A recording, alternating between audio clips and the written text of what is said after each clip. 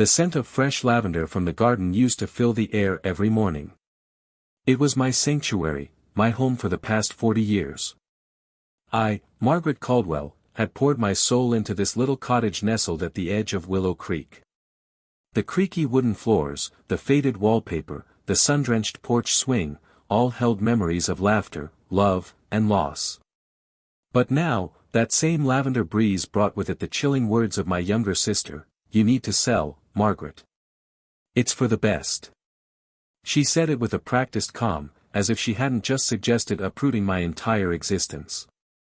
My sister, Helen, was 12 years younger than me, more modern, more ambitious, and more burdened. Her husband, Richard, had made one risky investment too many, and now they were drowning in debt. I was their solution. Or rather, my home was. "It's not safe for you to live alone anymore," Helen continued, brushing invisible lint off her designer coat. "You're 74, Margaret. You need care. Companionship. That's what nursing homes are for." What she didn't say, but what I heard loud and clear, was that Richard needed the money. And my house, fully paid off, sitting on a prime piece of land, was their golden ticket. For days, I battled with guilt and confusion. Helen had once been the little girl I held when she cried, the one I read bedtime stories to after our parents died. I raised her, for heaven's sake. How could she see me as a burden now? My hands trembled each time I watered the roses. I spoke aloud to my late husband, Tom, hoping for clarity. "What should I do, love? They say I'm old. But I don't feel done yet." It was during one of those foggy mornings, sitting on the porch with a cup of tea, that a gentle knock pulled me out of my thoughts. I opened the door to find a teenage boy, skinny, awkward, and nervously clutching a brown paper bag. "Hi," he said, eyes flickering between me and the ground. I think you dropped this yesterday. At the store." He handed me the bag. Inside was a jar of my favorite peach preserves. I didn't remember dropping it, but I smiled. "Thank you, young man. That's very kind of you." He nodded and turned to leave, but something made me call out. "Would you like some tea?" And just like that, Samuel entered my life. He became a frequent visitor. I learned he lived 2 blocks away with his single mother and younger siblings. His mother worked 3 jobs, and Samuel took care of the rest. He loved old books, classic jazz, and stories from a time before smartphones.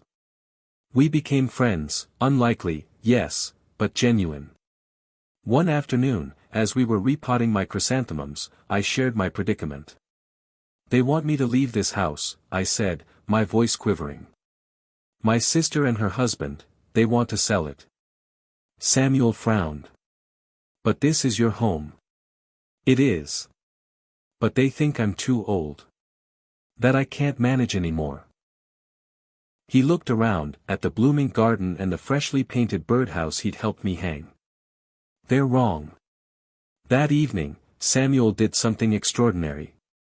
He went home and recorded a video on his phone. It wasn't fancy, just him sitting in his small living room, telling the world about Margaret, the elderly woman with the heart of gold and a house full of memories. He posted it online with the title, "They want to put her in a home, but she's changed my life." Within days, the video went viral. People from across the country began sending messages. Some offered help. Some shared similar stories. Others just wanted to say thank you. A local news channel picked it up, then a national morning show. And then something even more unexpected happened. A woman named Karen Levine, a successful real estate developer who had lost her own grandmother to a poorly run nursing home, reached out. She came to visit me with tears in her eyes. "You remind me of her," she said. She loved baking peach pies and talking to hummingbirds. Like you, she was pushed into a facility she didn't want. I couldn't save her, but maybe I can help you. Karen offered to set up a non-profit in my name, the Caldwell Cottage Initiative. Its mission would be to provide community support for elderly individuals wanting to live independently, offering volunteers, safety modifications, and emotional companionship. I was speechless. The porch that once echoed with silence now buzzed with laughter, with youth, with hope. People came, nurses, students, neighbors, to help, to talk, to listen. I was no longer just an old woman in a fading house.